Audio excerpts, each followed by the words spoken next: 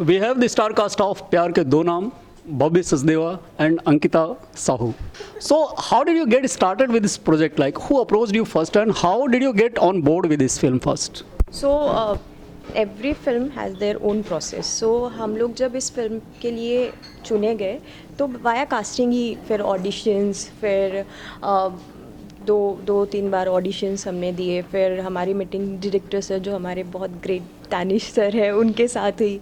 फिर उन्होंने हमें अपनी तरीके से ब्रीफ किया. फिर वो हमें क्या चाह रहे थे या फिर किस तरीके से वो हमें एज एन कैरेक्टर देख रहे थे, उसके लिए काफ़ी उन्होंने थॉट प्रोसेस की. फिर ऑडिशंस करके फिर वो उसमें कितना झलक पा रहे हैं, एंड ऑफ द डे वो ही मैटर करता है सर. हम एज अ पर्सनल क्या है वो मैटर नहीं करेगा, बट कैरेक्टर वाइज हम कितना फिट हो रहे हैं वो end of the day director का कॉल होता है. तो डेफिनेटली दानिश सर ने फिर हम पे भी बहुत उन्होंने वर्क किया कि नहीं ऐसे चाहिए, बहुत ज़्यादा. मतलब वो ऑल द टाइम हमको गाइडेंस दे रहे थे. एवरी सीन वो किस तरीके से देख रहे हैं, या फिर वो सीन में मुझे वो कैसा चाह रहे हैं या फिर इनको कैसा चाह रहे हैं, वो बहुत क्लियर विजन था उनका.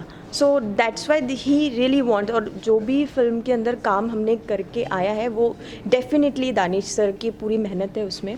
फिर हमने उसके ऊपर पूरा प्लान ऑफ एक्शन किया है कि नहीं ये है, नहीं ये करते. फिर धीरे धीरे हम लोग सारी टीम से मिले, फिर हमारे नरेशंस हुए, फिर वर्कशॉप्स हुई. उसमें गाने भी है, डांस है काफ़ी उसमें. एक बहुत अच्छा हिंदी बॉलीवुड टच, बिहार टच ऐसा गाना भी है. वापस आ रहे हैं. इससे पहले हम बॉबी जी से बात करेंगे. आप टीवी इंडस्ट्री के बहुत बड़े नाम हो और इस हाउस होल्ड नेम आप बन चुके हो. अब बड़े पर्दे पे Bollywood debut we can say it's a Bollywood debut for you.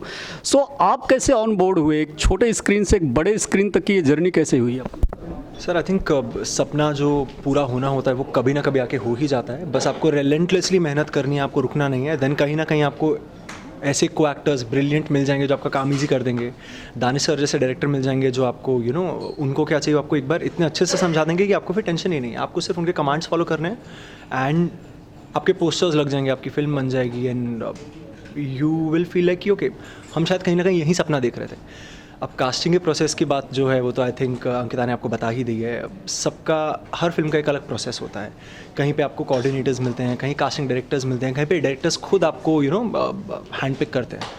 तो I think I was very lucky when my audition went to Danish sir. He gave me a call and he said that we will make Aryan out of you.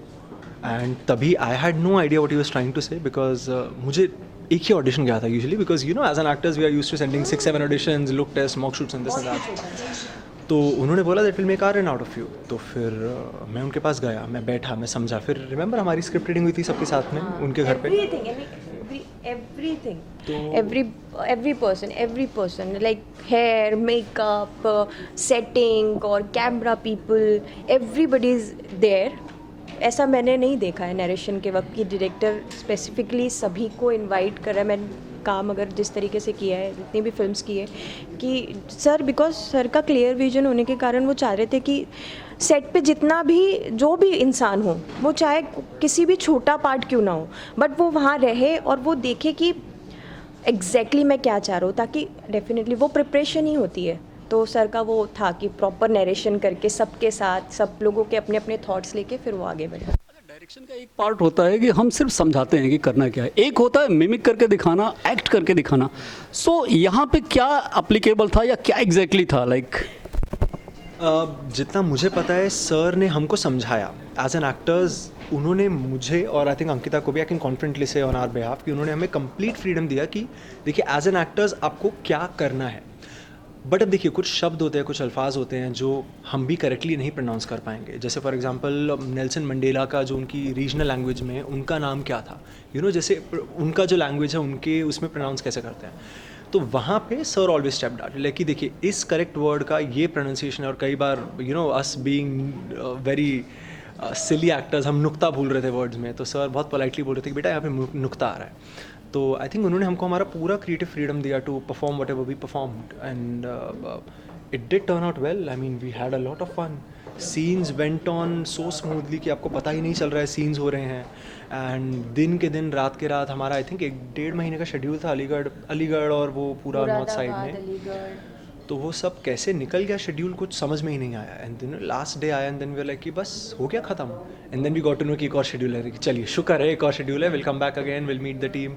Shakeel ji जो हमारे camera man हैं उनके साथ वापस से काम करने का मौका मिलेगा. एंड देन फिर हमने गाने शूट किए and it was just you know it was that location is very nice. We were in बहुत Kerala. प्यारी थी. हाँ, वी वर इन केरला. तो एज पर ट्रेलर अगर हम बात करें तो ट्रेलर में दो बातें बहुत प्रोमिनेंटली बताई गई. एक तो ये कि गांधी वर्सेस मंडेला का एक डिबेट है. सेकंड चैप्टर जो लव स्टोरी ऑफ कोर्स, क्योंकि टाइटल इटसेल्फ इज़ अ प्यार के दो नाम, तो अगर थोड़ा सा अगर आप बता सकते हैं कि फोकस नेल्सन एंड गांधी हैं या सच में जो आपका टाइटल है प्यार के दो नाम वही फोकस है फिल्म का. सर देखिए प्यार के दो नाम तो हैं, दो लोग भी हैं और नाम. पूछूंगा मैं. तो देखिए कुछ तो डेफिनेटली हो रहा है जो जहाँ पे गांधी जी और नेल्सन मंडेला जी दोनों आमने सामने हैं. अब कैरेक्टर्स के बीच में क्या हो रहा है. अब जैसे एक पोस्टर में वहाँ पे दो लोग हैं जो किताब लेके खड़े हैं, लेकिन एक पोस्टर में आपको 5 लोग दिखेंगे. तो कहीं पे कुछ तो ऐसी चीज़ें हो रही हैं which is not simple. You know आंखों को जितना दिख रहा है सिर्फ उतना नहीं है, उसके पीछे भी कुछ चीज़ें चल रही हैं. लेकिन ये आपको समझ में और बेहतरीन तरीके से तब आएंगे जब आप डेफिनेटली फिल्म देखेंगे. एंड उसके बाद टचवुड हम एक और बार दोबारा मिलते हैं, बातचीत करते हैं, फिर आपके सवाल का आपको क्लियर कट जवाब देंगे फिल्म देखने के बाद. चलिए इसका सेकंड पार्ट हम मैडम से जान लेते हैं. अंकिता जी, ये डिबेट से आपको कुछ नई चीज़ें सीखने को मिली है गांधी वर्सेस मंडेला? हाँ सर, बहुत कुछ मिला है, क्योंकि लिए हम लोग के लिए वापस ऐसा था कि हम लोग वापस पढ़ाई करने लगे हैं. क्योंकि हम लोग इंडस्ट्री से हम लोग उसकी पढ़ाई करते हैं कि नवाज सर की कौन सी फिल्म आ रही है, कौन से डायरेक्टर की नए फिल्म आ रहा है, कौन सा नया प्रोजेक्ट आ रहा है, हम इसकी पढ़ाई करते हैं. और एक एक्टर का धर्म निभा रहा है. एग्जैक्टली पूरी तरीके से. बट यहाँ तो हम लोग ऐसे दानिश सर के स्टूडेंट्स बन गए थे, तो हम लोग चाह रहे थे कि नेल्सन मंडेला सर का क्या है. बट सच में सर जब हमने ये फिल्म की ना तो महात्मा गांधी जी के लिए जो थॉट्स थे मेरे, या फिर जो भी थॉट प्रोसेस के थ्रू मैंने अपने दिमाग में बनाए थे, हम लोग बहुत ज़्यादा सिर्फ फ्रीडम के लिए ये चीज़ें, बट उनके इस फिल्म में जो डिफरेंट थॉट्स बताए ना सर, वो आप डेफिनेटली जब फिल्म देखेंगे ना आपको पता चलेगा कि एक नई धारणाएं नए लोगों के लिए एक ये भी हो सकता है कि महात्मा गांधी जी के जो थॉट्स है वो ऐसे भी हो सकते हैं. और वो बहुत खूबसूरत तरीके से सर ने बताया. बॉलीवुड के लिए मुझे लगता है प्यार से ज़्यादा घिसा पिटा वर्ड कुछ नहीं हो सकता. दिल और प्यार, मोहब्बत, ये सब 2-3 वर्ड ऐसे हैं जो बहुत ज़्यादा यूज़ और मिसयूज़ दोनों हुए हैं. अगेन प्यार शब्द यहाँ पे भी आ रहा है, टाइटल में भी आ रहा है, फिल्म की स्टोरी लाइन में तो होगा ही. और टाइटल इटसेल्फ सेज कि एक दूसरा भी नाम है प्यार का. तो वो दूसरा क्या है अकॉर्डिंग टू योर फिल्म और according to your own realization और you know as per your experience? Sir अगर हम फिल्म की बात ना करें, अगर आप मुझसे भव्य से पूछ रहे हैं कि मेरे लिए प्यार का दूसरा नाम क्या है, देन आई विल डेफिनेटली से प्यार का दूसरा नाम मेरे लिए पर्सनली स्पीकिंग इज ट्रस्ट. अगर मैं किसी इंसान पे ट्रस्ट करता हूँ it automatically becomes a form of love. चाहे वो आपकी मॉम के लिए हो, आपके डैड के लिए, भाई, दोस्त, किसी के लिए भी हो. तो that is my personal opinion. I think इनके लिए भी डेफिनेटली कुछ होगा प्यार का दूसरा नाम. अमिता जी, सेम क्वेश्चन. दूसरा नाम क्या है? प्यार का दूसरा नाम होता है sir sacrifice for me.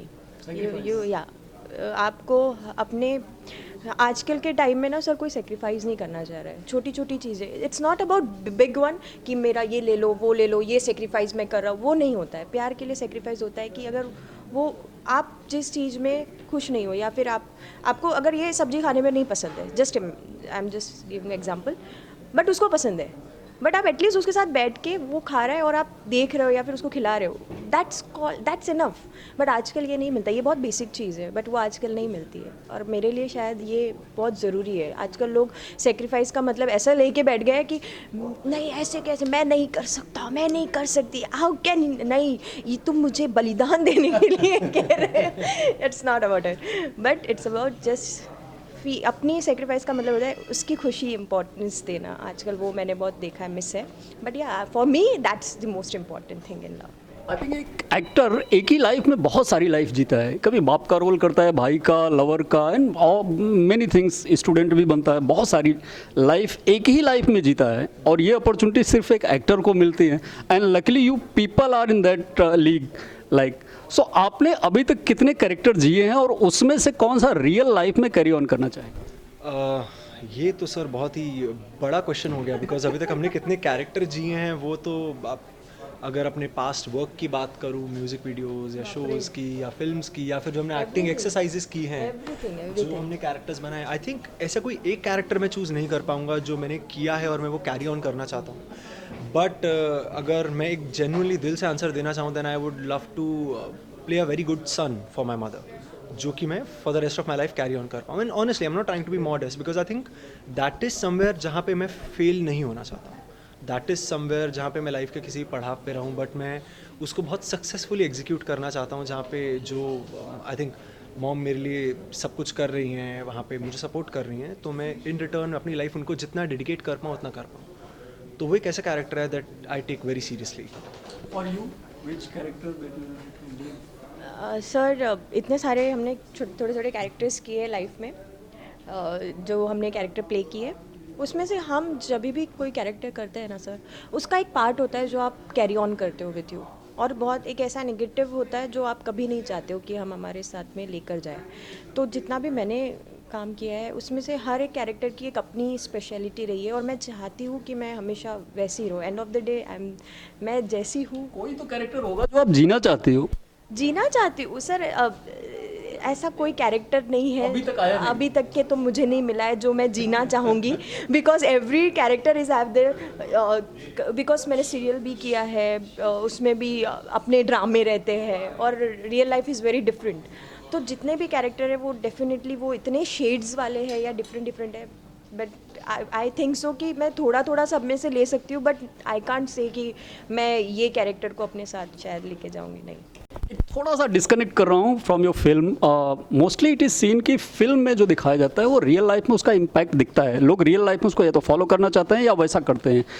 But जो हमारे विलन्स हैं बॉलीवुड के, चाहे अमरीश पुरी साहब हो या कोई भी हो, उन्होंने जितना ज़्यादा से ज़्यादा बुरे काम हो सके फिल्मों में एज ए करेक्टर निभाया, बहुत बुरे बुरे काम किए फिल्मों में, बट रियल लाइफ में उसके अपोजिट रहे, बहुत अच्छे इंसान बन के रहे। गुलशन ग्रोवर जी हों, ये कोई भी एक टॉप विलेन ऑफ बॉलीवुड आप ले लीजिए, वो लोगों ने उसको बिल्कुल अपने रियल लाइफ पे इम्पैक्ट बिल्कुल नहीं आने दिए उस फिल्मी लाइफ का। Sir, I think what I think is the reason for that is simply because they were great actors. They were such great actors कि वो अपने प्रोफेशनल लाइफ में क्या कर रहे हैं और वो अपने पर्सनल लाइफ में क्या कर रहे हैं, they had a clear distinction in front of their eyes.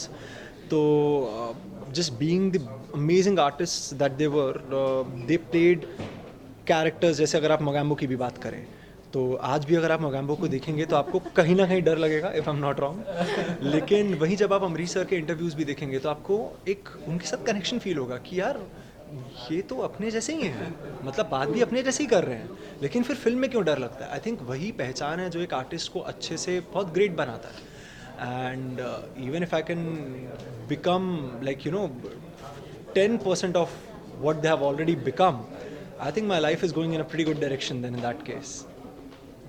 Director Danish ji के बारे में आपका कैसा एक्सपीरियंस रहा और आप कंटिन्यू करना चाहेंगे for next film of Danish ji? The experience was mind blowing. I think मैं उनके बारे में यहाँ पे बैठ के जितनी भी बातें करूँ उतनी कम है। अगर हम कंटिन्यूएशन की बात करते हैं तो सर जब मेरे पास आएंगे ना फिल्म लेके, मैं हाँ बोल दूंगा चुपके से, because the songs of this film are very good. The entire thought process, the story, the characters you can see in front of you, the casting, I think I got to work with her, I got to bond with all the amazing team members around me. I can't be thankful enough, हमने जो I think 1 महीना निकाला है अलीगढ़ में, वो मैं ज़िंदगी में कभी नहीं भूल सकता हूँ. मैं भूलना चाहूँ तो भी नहीं भूल सकता हूँ, because the memories that I've taken back with me, they are just precious. तो definitely I will say yes to him अगर ऐसा कोई मौका दोबारा आता है. बट आई जस्ट वांट कि नेक्स्ट टाइम जब मौका आए तो मैं और बेटर प्रिपेयर्ड रहूँ, ताकि इस बार गलती से भी जो कमियाँ छूटी होंगी मेरे एंड से, वो अगली बार कुछ भी ना हो, ऐसा कोई गुंजाइश ही ना बचे और काम और स्मूथली हो जितना हुआ उसके भी. अंकिता जी से So, दानिश जी, दानिश सर का तो मतलब ऐसा था ना सर कि उनसे इतना कुछ सीखने मिला है.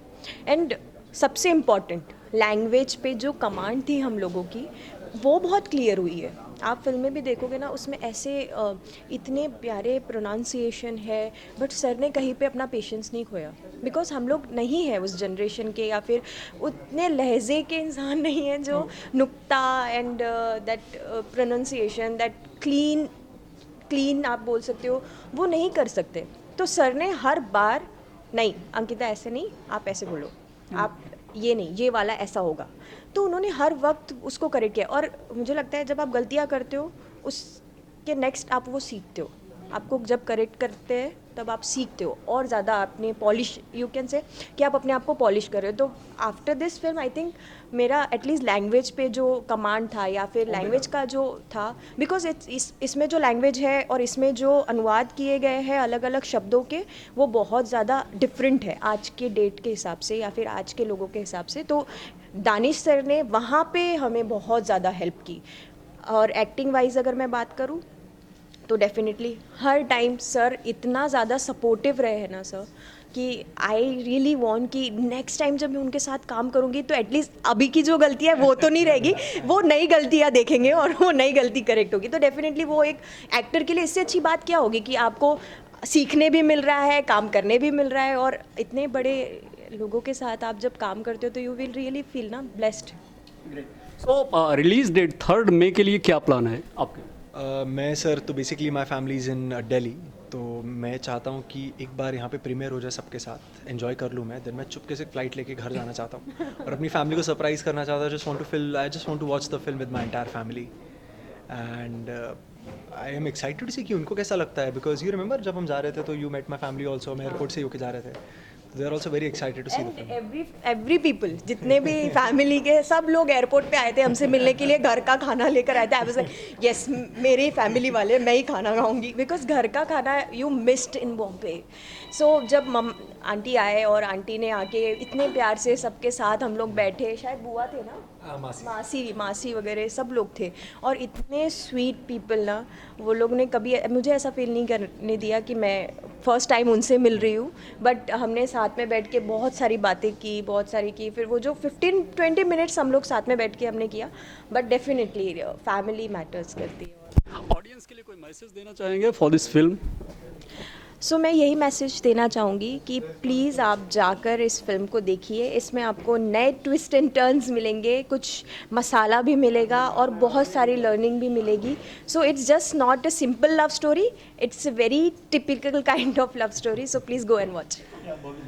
I remember I was a kid and I was in school, और मैं I think Kapil Sharma show देख रहा था, if I am not wrong, और वहाँ पे बैंड बाजा बारात आने वाली थी, तब रणवीर सिंह आए थे और वो उन्होंने आके एक चीज़ बोली थी विच आई विश कि आज मैं लोगों को बोल पाऊँ, मेरी पहली पिक्चर है यार, प्लीज़ हिट करा दो।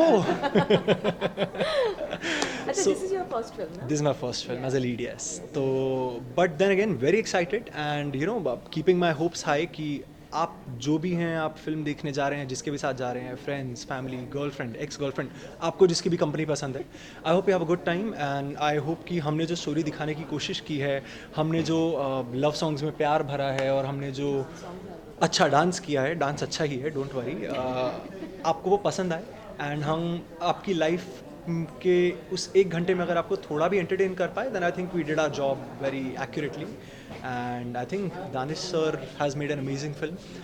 Sir you also should definitely go and watch it and उसके बाद एक बार प्लीज़ मुझे इंस्टाग्राम पे मैसेज कीजिए इफ यू लाइक इट और नॉट, एंड हम फिर सेकंड इंटरव्यू करेंगे एक बार दोबारा।